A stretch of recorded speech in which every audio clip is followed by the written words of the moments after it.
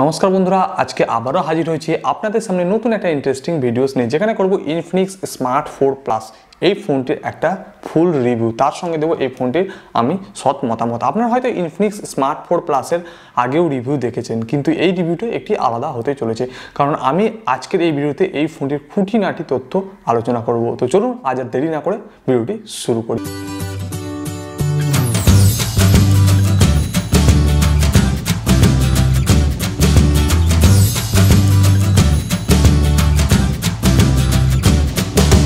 তো বন্ধুরা, এই রয়েছে ইনফিনিক্স স্মার্ট 4 প্লাসের বক্স। সামনে দিকে দেখতে পাচ্ছেন 6000 mAh ব্যাটারি, সেটি হাইলাইট করছে। বক্স ওপেন করতে প্রথমেই নজর আসবে আপনার ফোনটি, সেখানেও কিছু ফিচার্স হাইলাইট করছে। ফোনটি সাইড করলাম, দেখে নিই বক্স কন্টেন্ট। তো দেখতে পাচ্ছেন এখানে কিছু ইউজার ম্যানুয়াল রয়েছে, আর রয়েছে একটা 10 ওয়াটের নর্মাল চার্জার, যেটা বলতে পারেন 5 ভোল্ট 2 অ্যাম্পিয়ার, একটা 2.0 ইউএসবি কেবিল রয়েছে। আর এখানে যে কভারটি রয়েছে সেটা ট্রান্সপারেন্ট কিন্তু হার্ড কেস এখানে ইউজ করা হয়েছে। আর এখানে রয়েছে সিম এজেক্টর টুল কিট, আর একটা রয়েছে ফিল্ম প্রোটেকশন। তো চলুন এবার ফোনটার দিকে দেখা যায়। তো লুকসটা দেখতে পাচ্ছেন জাস্ট ওয়াও। তো হয়তো এর আগেও ইনফিনিক্সের এরকম ডিজাইনিং আপনারা দেখেছেন। কালারের যদি কথা বলি, এখানে তিনটে কালারে বন্ধুরা আপনারা এই ফোনটি পেয়ে যাবেন। প্রথমত হচ্ছে ওসিয়ান ওয়েব, আর আমার কাছে যে কালারটি রয়েছে সেটা হচ্ছে ভায়োলেট কালার। এছাড়াও আপনারা আরেকটা কালার পাবেন মিডনাইট ব্ল্যাক। আর তিনটে কালারের মধ্যে যদি ভালো করে দেখা যায়, আমাকে সবথেকে ভালো লেগেছে ওসিয়ান ওয়েব কালারটি, যেটা দেখতে পাচ্ছেন অনেকটা গ্রিন কালারের মতো। তো এই গ্রিন কালারের ফোনটি আপনারা কিনতে পারেন, মানে ওসিয়ান ওয়েব আমার মতামত।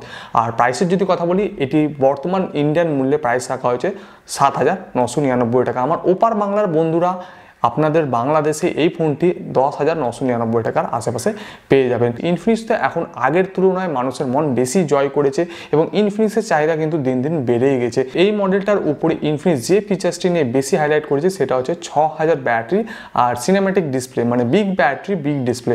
কারই না পছন্দ হয়, সবাই চায় যে ব্যাটারি বড় ডিসপ্লে বড়, তাই এখানে অল্প দামের মধ্যে ইনফিনিক্স সেটাই প্রোভাইড করা হয়েছে। এখানে ডিসপ্লেটি দেওয়া হচ্ছে 6.82 ইঞ্চেসের একটা এইচডি প্লাস ডিসপ্লে ভি নচের সাথে আপনাদের প্রোভাইড করা হয়েছে।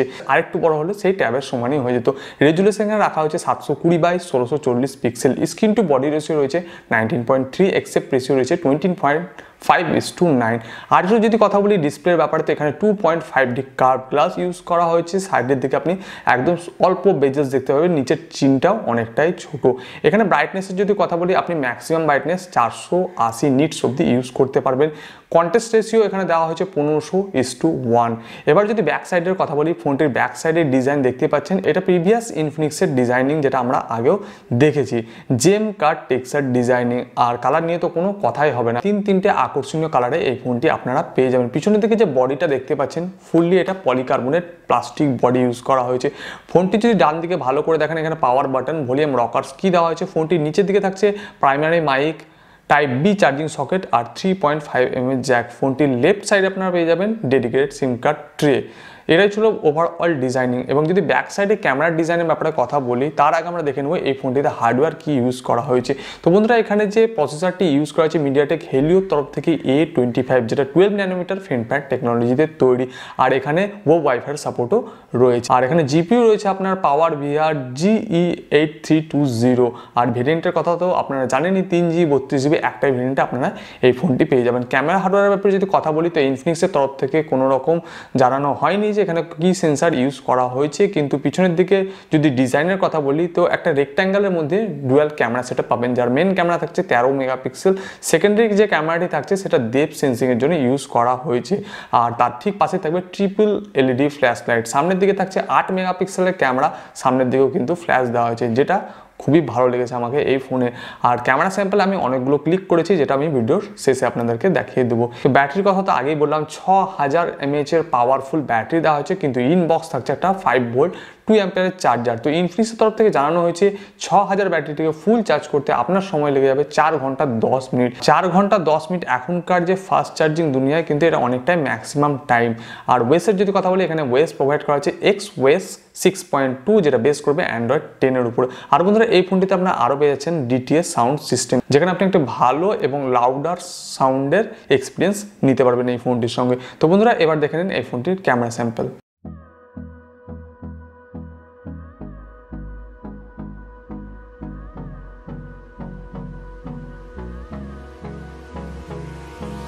Hold me close till I get up. তো বন্ধুরা ওভারঅল 8,000 টাকার রেঞ্জে ক্যামেরার আউটপুট যেটা পাচ্ছেন মোটামুটি খারাপ না। এখানে ক্যামেরার মধ্যে বিভিন্ন যে ফিচার্সগুলো দেওয়া হয়, AI scene detection mode, auto HDR mode, beauty mode, সব রকম ওয়াইড সেলফি পর্যন্ত এখানে দেওয়া হয়েছে এই রেঞ্জের মধ্যে। তো ওভারঅল ক্যামেরা নিয়ে কোনো কথা হবে না।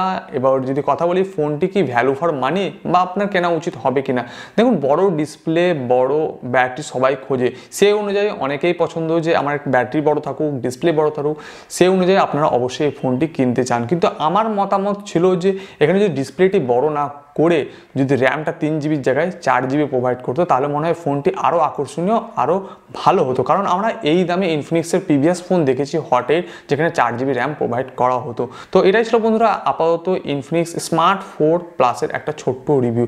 আপনারা যদি এই ফোনটির ব্যাপারে আরও কিছু জানতে চান প্লিজ আমাকে ইনস্টাগ্রামে মেসেজ করে জেনে নিতে পারেন। তো আজকের ছোট্ট সুন্দর ভিডিওটি এখানেই শেষ করছি। যদি ভিডিওটি ভালো লেগে থাকে অবশ্যই লাইক করবেন, শেয়ার করবেন।